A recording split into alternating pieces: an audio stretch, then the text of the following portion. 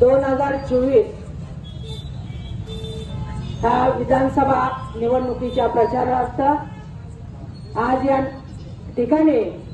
की जत तालुक्यातले नेते आणि माजी आमदार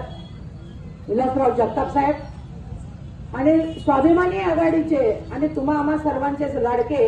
आमचे बंधू तमानगौडा रवी साहेब आणि आदरणीय व्यासपीठ आणि माझे तमाम बसलेले बंधू भगिनींनो, मी आज याच ठिकाणी एवढंच सांगू शकते की तमानगौडा रवी पाटील साहेबांच्यावर पक्षश्रेष्ठीनं खूप मोठा अन्याय केला की त्यांच्याकडून पूर्णपणे काम करून घेतलं, यंत्रणा राबवून घेतली आणि शेवटी त्यांना डावलण्यात आलं की हा त्यांचा करण्याचा हेतू चांगला माणूस त्यांना नको आहे, कामसू माणूस नको आहे, प्रयत्नशील माणूस नको आहे, हुशार माणूस नको आहे, शिकलेला माणूस नको आहे. कारण त्याचं असं आहे की जर हे प्रगतशील जर आमदार या जत तालुक्यातून आले तर पुन्हा आपल्याला कधी संधी मिळणार नाही, हा त्या पक्षाचा उद्देश असावा आणि त्यासाठीच त्यांनी हा तमानगौडा रवी साहेबांची उमेदवारी नाकारली गेली. तरी पण खरोखरच मला आज एक अभिमान वाटतो की या ठिकाणी पक्षश्रेष्ठीने किती जरी दबाव आणला तरी त्यांनी न जुमानता जतचा स्वाभिमान जागा ठेवला आणि जतचा स्वाभिमान जागा ठेवण्यासाठी प्रयत्न करून आपल्या पाठीशी कोणीही नसताना एकच नेता त्याचा बोट धरून त्यांनी आज तालुकाभर आपली शक्ती पणाला लावली आणि शक्ती पणाला लावत असताना जतचा स्वाभिमान हा डोळ्यासमोर ठेवला, जतचा विकास डोळ्यासमोर ठेवला, जतचं भविष्य डोळ्यासमोर ठेवून त्यांनी आज उमेदवारीमध्ये अनेक त्यांच्याकडे म्हणजे सांगण्यात आलं होतं त्यांना की आज आम्ही तुम्हाला हे देतो ते देतो, त्यांना लालूच दाखवली होती. पण सगळ्यावर ठोकर मानून त्यांनी आपल्या ठाम मत ठाम भावना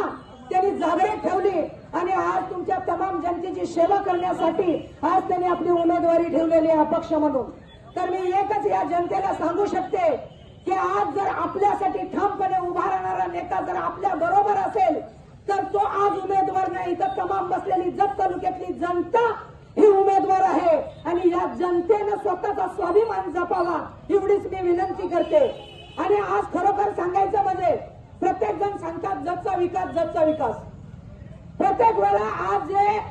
बीजेपीचे उमेदवार आहेत हे आज जे आमदार झाले ते ओबीसीच्या आरक्षणवर, धनगर समाजाच्या आरक्षणवर, पण जोपर्यंत त्यांना आमदारकी विधान परिषदची मिळाली नव्हती तोपर्यंत ते आरक्षणचं बोलत होते. पण ज्या वेळेला त्यांना विधान परिषदची आमदारकी मिळाली त्यावेळेला त्यांनी आरक्षण समाजाचं देण्यात ठेवलं नाही आणि राज्याचे मुख्यमंत्री जतच्या सभेत आले, त्यांनी दोनच वाक्य काढले की माझ्या गोपीचंद निवडून द्या, मी जतचा विकास करतो आणि हा दुष्काळ शेवटचा असेल. ह्या दोन व्यतिरिक्त कुठलंही सांगितलं नाही आणि आजपासून ते आरक्षणचं बोलत होते. पण कुठल्या समाजाच्या आरक्षणचा हा शब्द जत तालुक्यात या जाहीर सभेत ते बोलले नाहीत. ह्याचा अर्थ समजून जावा, सत्ता घेण्यापुरती आश्वासनं असतात, सत्ता दिल्यानंतर ते आश्वासनं त्यांच्या ध्यानात राहत नाहीत आणि इथं तमाम बसलेल्या जनतेने ही गोष्ट ध्यानात ठेवावी. आरक्षणसारखा प्रश्न मोठा, एवढा मुद्दा, एवढं राजकारण पेटलं होतं आरक्षणावर, पण एका सभेत त्यांना पहिली सभा महाराष्ट्रातली जतला होती 288 मतदारसंघामधले, तर त्या सभेत त्यांनी एकही वाक्य काढलं नाही. ह्याचा अर्थ तुम्ही आम्ही समजून द्यायचं, फक्त त्यांचं सरकार राहील, आरक्षण कुणालाही मिळणार नाही, न्याय कुणालाही मिळणार नाही, न्याय देणं दातृत्वही त्यांच्याकडे नाही.